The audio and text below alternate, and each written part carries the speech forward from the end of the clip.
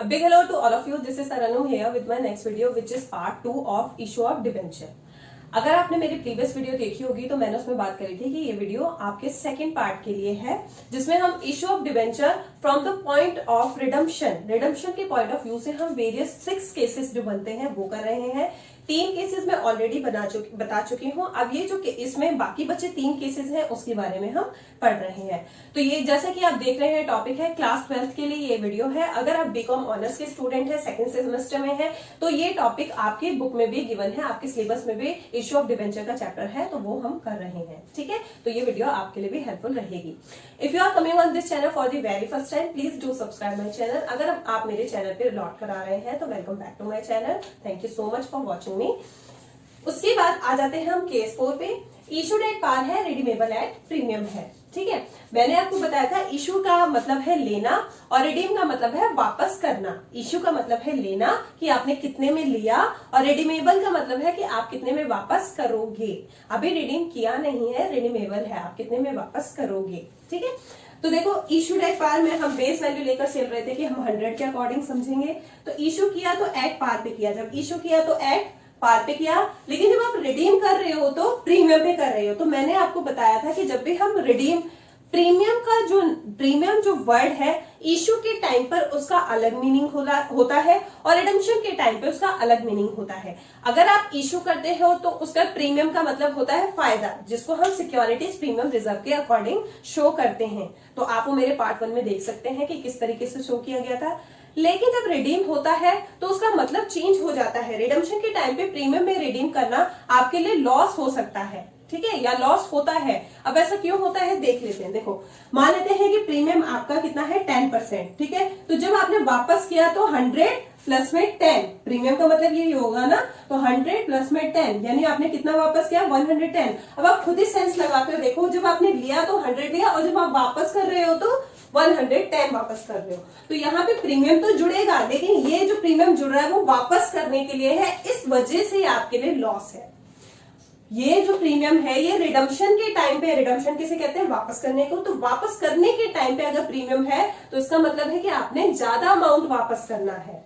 ठीक है, आपने ज्यादा अमाउंट वापस करना है, तो प्रीमियम आपके लिए रिडम्पशन के टाइम पे लॉस बन जाता है। तो चलिए देख लेते हैं, एग्जाम्पल के थ्रू समझते हैं इस लॉस को हम किस तरीके से जर्नल एंट्री के अंदर शो करेंगे। एग्जाम्पल है आपका इशूड है 8000 9% डिबेंचर्स ऑफ 100 ईच। मैं फिर से आपको रिमाइंड कराना चाहूंगी, डिबेंचर्स क्योंकि इंटरेस्ट पे इशू किया जाता है तो इसलिए इंटरेस्ट का रेट डिबेंचर के साथ अटैच होता है। तो ये कैसे डिबेंचर है, 9% वाले हैं और टोटल कितने डिबेंचर है 8000 डिबेंचर ऑफ 100 ईच। इसकी फेस वैल्यू कैसी है और इशू किया गया है पार पे, यानी हमें पहले केस को पहचानना है कि केस कौन सा है। इशू किया गया है एट पार पे। ठीक है, तो जब आप इशू करोगे तो क्या एंट्री करोगे, तो एंट्री होगी, फर्स्ट एंट्री होगी आपकी bank account debit to debenture application and allotment account. अब एप्लीकेशन एंड अलॉटमेंट हम साथ में इसलिए लिख रहे हैं, वो मैं पहले भी बता चुकी हूँ, क्योंकि सारा अमाउंट हमें एप्लीकेशन के टाइम पर ही मिल रहा है। ठीक है, और क्योंकि एट पार पे है तो 8000 मल्टीप्लाइड बाय 100,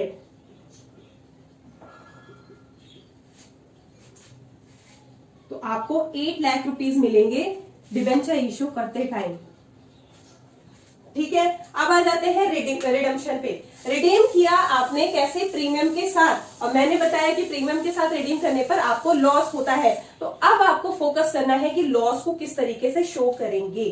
ठीक है, तो नॉर्मल एंट्री जो होती है ना वो तो आपकी ऐसी होती है। देखो मैं आपको ट्रिक दे रही हूँ ताकि आपको ये लंबे टाइम तक याद रहे, आपको रेक्टिफिकेशन करने की बिल्कुल जरूरत नहीं पड़ेगी। बस आपको ये ध्यान रखना है कि प्रीमियम अगर रिडेम्पशन के टाइम पे है तो वो आपको लॉस है, और लॉस को आपको कैसे शो करना है। तो नॉर्मल तो आपकी एंट्री होगी सेकेंड, डिबेंचर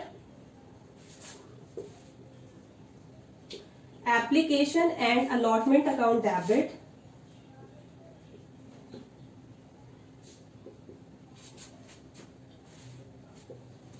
ठीक है। अब देखो जो लॉस होता है, लॉस आपको पता है, मैंने बता दिया क्यों है ये लॉस। अब जो लॉस होता है वो तो डेबिट होता है। आपको पता है कि अकाउंट्स का रूल रहता है कि प्रीमियम के टाइम रिडम्पशन के टाइम अगर आप प्रीमियम पे रिडीम करते हो तो आपके लिए लॉस है। तो लॉस को आपको कैसे शो करना है, तो उसे आप लिखोगे loss on issue of debenture. ये लॉस किस वजह से हुआ? डिबेंचर को इश्यू करने की वजह से हुआ। तो loss on issue of debenture account debit. ये डेबिट क्यों हो रहा है? क्योंकि लॉस को हमेशा डेबिट किया जाता है। ठीक है, 2, ठीक है। अब ये कैसा है? 9% डिबेंचर अकाउंट, 2 9% डिबेंचर अकाउंट। ठीक है, अब ये लॉस जो हो रहा है वो किस वजह से हो रहा है? क्योंकि हमने रिडम्पशन के टाइम पे प्रीमियम के साथ रिडीम किया है, इस वजह से लॉस हो रहा है। तो एक चीज और लिखनी पड़ेगी। एक चीज और क्या लिखेंगे? To premium on redemption of debenture.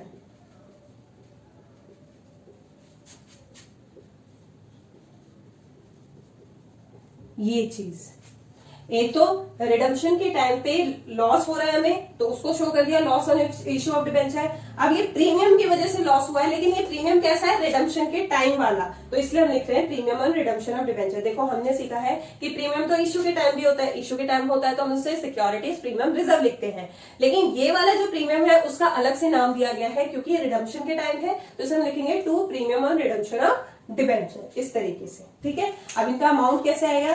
Debenture application allotment तो आपका 8 लाख का ही रहेगा।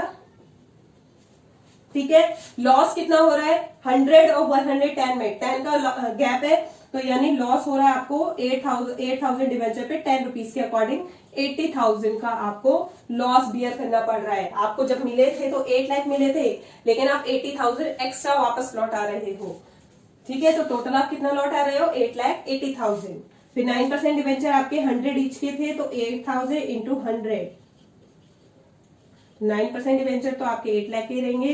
प्रीमियम कितना था? 10 रुपीज के अकॉर्डिंग, तो 8,000 इंटू 10 यानी 80,000।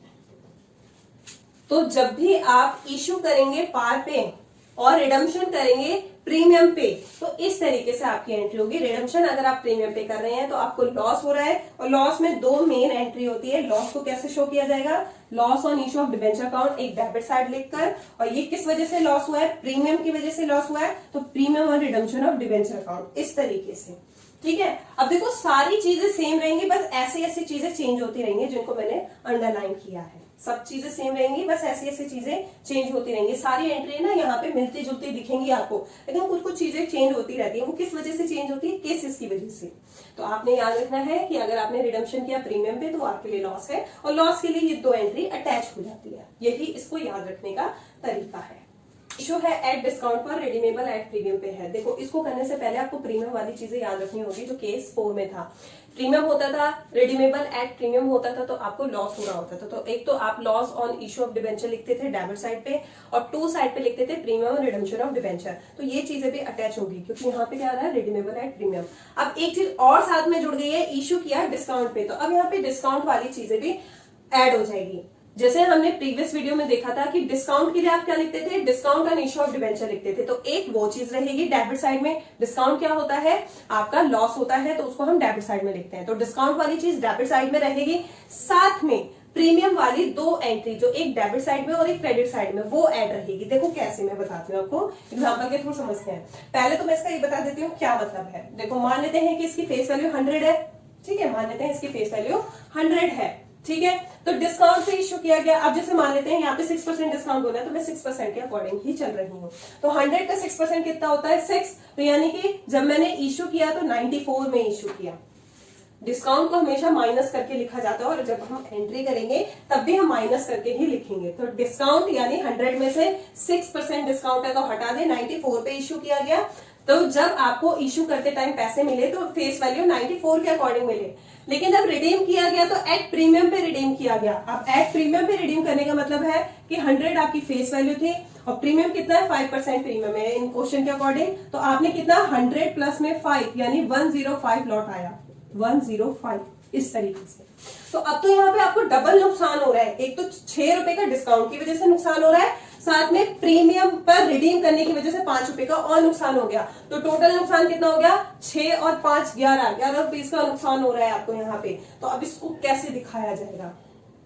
ठीक है, अब आपको एक चीज ध्यान देनी है कि डिस्काउंट भी है, प्रीमियम भी है। डिस्काउंट के लिए एक चीज अटैच होती है डेबिट साइड में, प्रीमियम के लिए 2 चीज अटैच होती है, एक लॉस वाली डेबिट साइड में और एक प्रीमियम वाली क्रेडिट साइड में। ठीक है, इस चीज बात को ध्यान रखना है। अब आ जाते हैं हम जनरल एंट्री पे। ठीक है, पहली एंट्री होगी क्योंकि इशू किया है हमने, इशू किया है कैसे, डिस्काउंट पे। क्वेश्चन में देख लेते हैं, इशू है 5000 debenture of 100 etch at a 6% discount. Issue किया गया डिस्काउंट पे और रिडीम किया गया प्रीमियम पे। तो ये आपका ये वाला केस हो गया, वैसे मैंने सारे क्वेश्चन केस के अकॉर्डिंग ही लिए। इशू किया गया डिस्काउंट पे, रिडीम किया गया प्रीमियम पे। डिस्काउंट की वजह से 6 रुपए का नुकसान आपको यहां हो रहा है और प्रीमियम में 5 रुपए एक्स्ट्रा लौट आने की वजह से 5 रुपए का नुकसान यहां पर हो रहा है। और ये 5 रुपए का नुकसान क्यों हो रहा है, मैंने बता दिया था कि प्रीमियम जो होता है रिडम्पशन के टाइम पे हो तो वो आपके लिए लॉस होता है। तो यहाँ पे आपको डिस्काउंट भी शो करना है और लॉस भी शो करना है। एंट्री पे आ जाते हैं, bank account debit to debenture application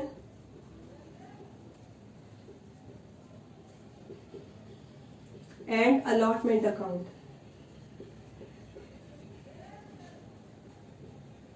ठीक है, अब देखो एक चीज ध्यान दो कि ये इशू किया गया है डिस्काउंट पे, तो फर्स्ट एंट्री में ही आपको अमाउंट माइनस कर देना है 6% डिस्काउंट वाला। ठीक है, फर्स्ट एंट्री में ही। तो कैसे एंट्री होगी आपकी, कितने डिबेंचर से आपके 5000 और 6% डिस्काउंट, तो 6% किसका, फेस वैल्यू। फेस वैल्यू 100 है तो 100 का 6% कितना हो गया, 6 रुपीज। टोटल 100 था जिसमें से 6 रुपए का डिस्काउंट है, तो आप कितने बचे, सिर्फ 94।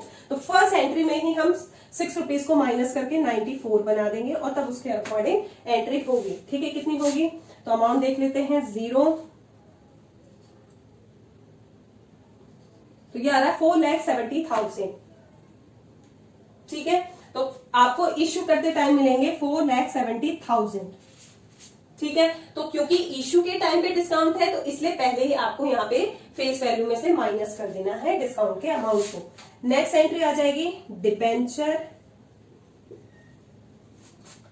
Application and allotment. ये तो हम यूजुअली लिखते ही हैं, क्या डिफरेंस है वो मैं बताती हूँ, ये तो आप लिखोगे।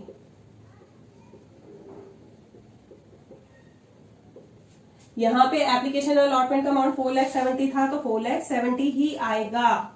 ठीक है, अब देखो क्योंकि डिस्काउंट है, डिस्काउंट लॉस होता है आपका, तो डिस्काउंट को डेबिट साइड में लिखा जाता है। तो मैं यहाँ पे हाईलाइट करके लिख देती हूँ, discount on issue of debenture, discount on issue of debenture account debit. कितना होगा डिस्काउंट का अमाउंट, तो 6 रुपए था डिस्काउंट का अमाउंट, तो आपके पास शेयर्स है 5,000 इंटू में 6 के अकॉर्डिंग 30,000 का डिस्काउंट हो गया।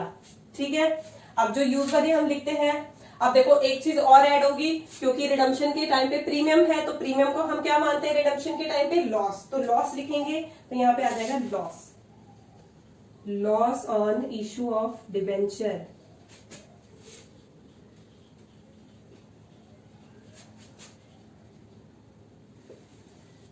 और लॉस भी क्या होता है, डेबिट होता है, तो इसलिए डेबिट साइड में लिखा गया। अब लॉस देखो, इसमें आपको कंफ्यूज नहीं होना है, डिस्काउंट है तो डिस्काउंट का अमाउंट यहां लिखा जाएगा। लॉस है, ये लॉस कौन सा वाला लॉस है, प्रीमियम की वजह से। तो कितना प्रीमियम था, 5 रुपए का, तो यहाँ पे 5 रुपए के अकॉर्डिंग आएगा। तो 5,000 इंटू में 5, तो कितना आ गया, 25,000। ये चीज, क्योंकि स्टूडेंट ना इसमें कंफ्यूज हो जाते हैं कि मैं कब कौन सा अमाउंट के अकॉर्डिंग लिखूं। ये जो लॉस है ये प्रीमियम की वजह से हुआ था, तो प्रीमियम 5 रुपए का था तो 5 रुपए के अकॉर्डिंग हो गया। ये डिस्काउंट था, डिस्काउंट 6 रुपए के अकॉर्डिंग था तो 6 रुपए से वो एंट्री हो गई। अब आ जाते हैं परसेंट डिबेंचर लिखते हैं हम, तो परसेंट डिबेंचर तो हम लिखते ही हैं, तो वो लिख देते, यूजुअली लिखा ही जाता है। तो कितना हमारा 9% डिबेंचर, तो टू 9% डिबेंचर अकाउंट।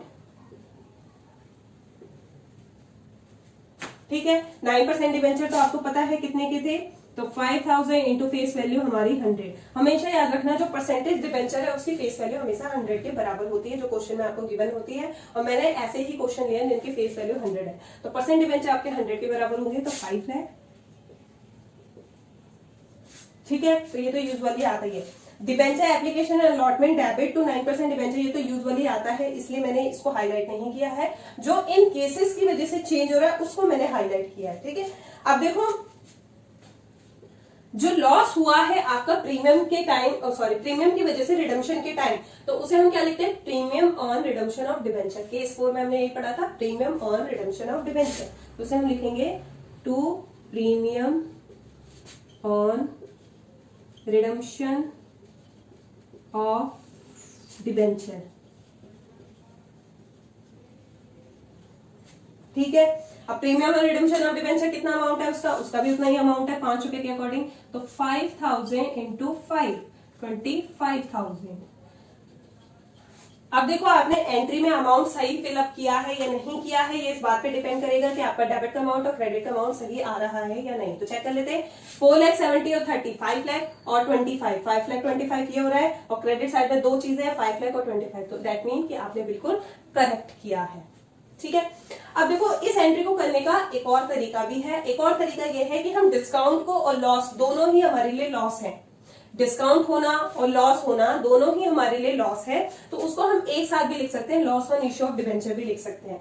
फर्क इतना रहेगा कि इसमें डिस्काउंट वाली टर्म नहीं आएगी, सिर्फ loss on issue of debenture लिखेंगे और ये 30,000 और 25,000 साथ में जुड़ जाएंगे, यानी कि कितना हो जाएगा, 55,000 एक साथ आ जाएगा, बस ये फर्क पड़ेगा, ठीक है। तो आप ये एंट्री भी कर सकते हैं और वो वाली अल्टरनेटिव एंट्री भी कर सकते हैं। मेरे हिसाब से तो आपको हर चीज सेपरेटली पता होनी चाहिए, तो ये एंट्री आपके लिए बेस्ट है, ठीक है। तो देख लिया आपने किस तरीके से 5 केसेस होते हैं। एक 6th केस भी होता है जिसमें हम इश्यू करते हैं प्रीमियम पे और रिडम्पशन करते हैं प्रीमियम पे, तो वो थोड़ा सा समझाने में टाइम लगेगा, तो उसके लिए हम पार्ट 3 पे चले जाएंगे कि पार्ट 3 में हम उस केस को देखेंगे वो किस तरीके से होगा, ठीक है। तो स्टूडेंट्स मैं आपको बताना चाहूंगी कि ये ऐसे केसेस है जिसमें मोस्टली बच्चे जनरल एंट्री को रखते हैं, ये बात मुझे पता है। आपने रखना नहीं है, कब कौन सा अमाउंट आएगा ये मैंने बहुत अच्छी तरीके से समझाने की कोशिश करी है। उम्मीद है कि आपको अच्छी तरीके से समझ में आएगी। आपने जनरल एंट्री रखनी नहीं है, समझनी है कब कौन सी चीज आ रही है। वो डिपेंड करता है कि लॉस हो रहा है, डिस्काउंट हो रहा है, या प्रीमियम है, प्रीमियम इश्यू के टाइम पे है या रिडम्पशन के टाइम पे है, उनकी मीनिंग किस तरीके से चेंज होती है मैं आपको बता चुकी हूँ। तो नेक्स्ट केस के लिए वेट करिए, तब तक के लिए bye bye and take care.